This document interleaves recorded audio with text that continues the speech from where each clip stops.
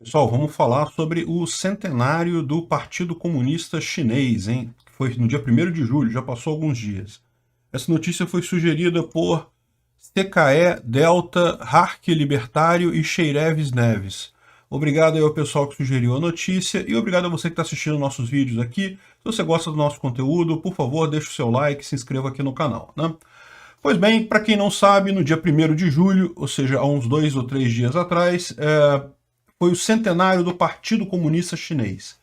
Repara que não é o centenário de quando a China se tornou comunista. Tá? O Partido Comunista já existia, foi fundado em 1921, e no dia 1º de julho de 1921, lógico, e foi como um partido político durante algum tempo, até que depois da Segunda Guerra Mundial, houve a Guerra Civil Chinesa, em que o comunismo, Mao Tse-tung, acabou implementando o comunismo lá na China, né? Então foi em 1949 que o comunismo começou lá na China, mas o Partido Comunista Chinês é mais antigo, é de 1921, portanto está fazendo 100 anos agora, né? Muita gente está fazendo confusão, achando que isso é uma data comemorativa da China, do povo chinês. Não, não tem nada a ver isso, é só do Partido Comunista Chinês, tá?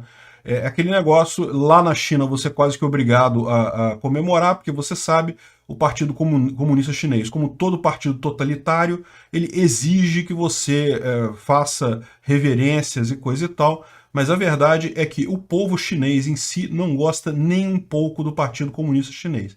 E se é inegável que a China realmente teve um avanço econômico grande nos últimos anos, esse avanço econômico se deu justamente pelas políticas do Deng Xiaoping de abertura de mercado, de permissão de funcionamento de empresas e coisa e tal.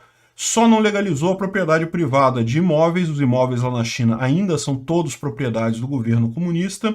As pessoas têm meramente uma licença para usar aquele imóvel, mas o mercado em si é mais liberal do que aqui no Brasil. O número de regras que você tem que seguir, o número de coisas que eles exigem para você abrir uma empresa é menor do que aqui no Brasil, o que fez, evidentemente, haver um crescimento econômico muito grande. Mas como a gente já falou em vários vídeos aqui no canal, crescimento econômico, liberdade econômica sem liberdade social, isso tem um limite, isso não consegue ir muito longe, e é o que a gente está vendo na China agora, né? A China, ela teve recentemente o crescimento explosivo da economia, que vinha vários anos crescendo muito rápido, teve uma diminuição, isso antes da pandemia, já em 2017, 2018, já começou a desacelerar a China. Com a pandemia, a coisa lá está muito estranha, e o fato é que a população lá não está muito satisfeita com o governo, não. É lógico, você ainda encontra muita gente tecendo loas ao governo comunista, porque eles têm que fazer isso, né? Não pode deixar de protestar. Se deixar de protestar, vai pro paredão, meu amigo. Então, a situação lá não tá boa. A gente fez até um vídeo lá no Visão Libertária mostrando os protestos que estão tendo lá. Para você chegar a ter protesto contra o governo na China, é porque a situação realmente não está nada boa do ponto de vista econômico, né? E lógico, o governo está respondendo com mais ameaça de violência, né? É a saída típica de governos totalitários, é arrumar confusão, é arrumar guerra, é apelar para o nacionalismo. Então, saiu recentemente a notícia de que um satélite americano detectou a construção de não sei quantos mil silos, a construção de mais de 100 bases de lançamento de mísseis lá no deserto na China.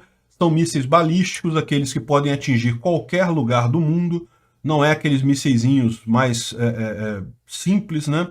Então, no final das contas, isso aqui é claramente um apelo ao nacionalismo, à força da China, e evidentemente isso gera problemas, porque como eu já expliquei para vocês, todo mundo ocidental ficou muito triste com Hong Kong. Hong Kong foi perdida, né? Era um pedaço mais liberal do mundo, e a China simplesmente destruiu Hong Kong. Foi uma coisa muito triste que a gente viu acontecer desde 2019 até 2020. Acabou Hong Kong, as liberdades lá sumiram, virou um negócio, virou definitivamente um pedaço da China, né?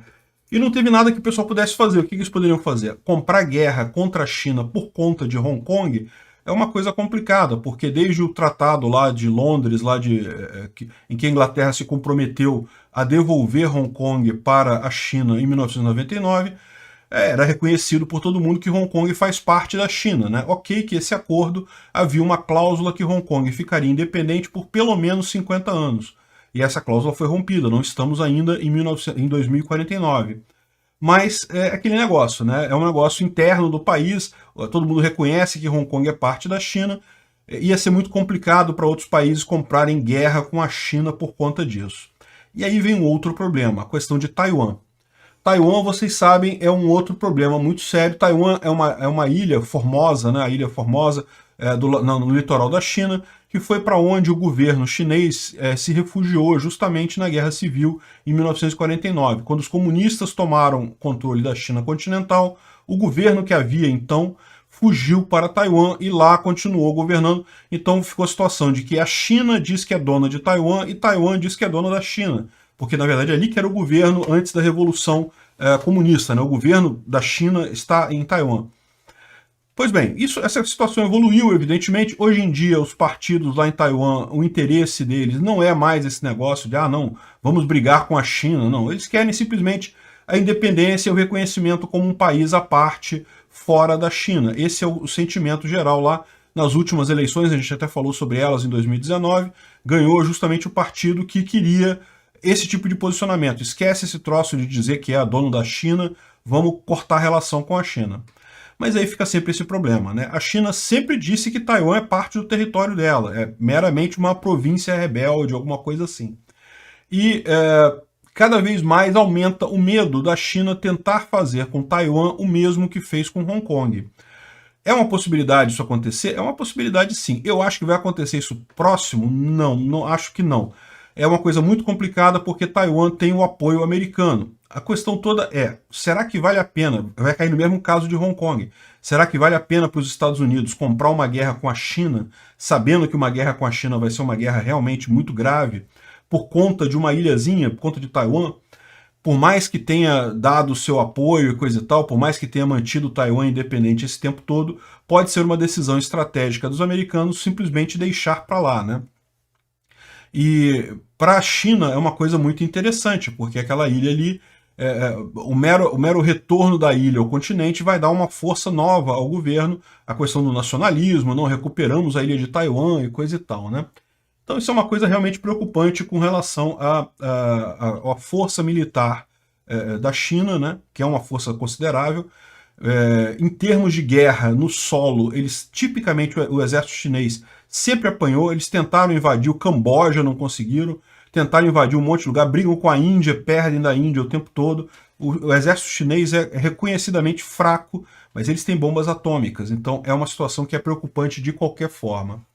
Pois bem, e no meio dessa história toda, com essas comemorações todas, um problema que está acontecendo na China é justamente a questão econômica, né? Veja, os Estados Unidos conseguem ter uma dívida muitas vezes maior do que o PIB do país, porque o dólar é a moeda mundial. Então, como o dólar é a moeda mundial, os outros países têm interesse em ter dólar para reserva, os Estados Unidos acabam podendo ter uma dívida muito maior do que qualquer outro país do mundo, né? Se o Brasil tivesse a relação dívida-PIB dos Estados Unidos, a gente já estava quebrado, ninguém prestava mais dinheiro para a gente, ninguém acreditava. Mas os Estados Unidos é diferente. A questão é que a China está crescendo e o interesse dela, lógico, é assumir o lugar dos Estados Unidos. Eles querem chegar à maior potência mundial. E isso gera um problema, porque ao contrário do dólar, o yuan ou renminbi não é uma moeda muito conhecida, não é uma moeda muito confiável, é uma moeda cheia de manipulações, a gente já falou sobre isso também lá no Visão Libertária. Então, eles não têm esse lastro que os americanos têm para fazer esse tipo de coisa.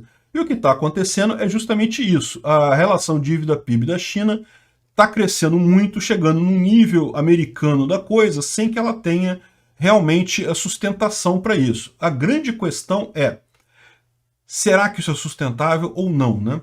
E o que se está vendo por aqui, o risco que existe é justamente de uma quebra financeira da China. Como eu falei para vocês, isso seria, no final das contas, uma coisa muito positiva para o resto do mundo. Porque, veja, não tem dúvida, se a China quebrar, vai quebrar todo mundo, tá? O Brasil vai pro buraco, vai um monte de país pro buraco também. O Brasil, por exemplo, é um dos países que mais vende produtos para a China. A China é o principal parceiro do Brasil, então uma quebra chinesa seria ruim para o Brasil. Não estou dizendo que seria bom economicamente no curto prazo. Eu vejo isso como positivo no longo prazo justamente para os chineses, porque significaria muito provavelmente a queda do Partido Comunista Chinês. Finalmente, depois de tanto tempo, é a economia, não são armas, não é a força, não é protesto da população, é a economia que derruba regimes totalitários, né? E no resto do mundo só ficam os políticos patetas ainda fazendo graça para a ditadura chinesa. É um absurdo isso.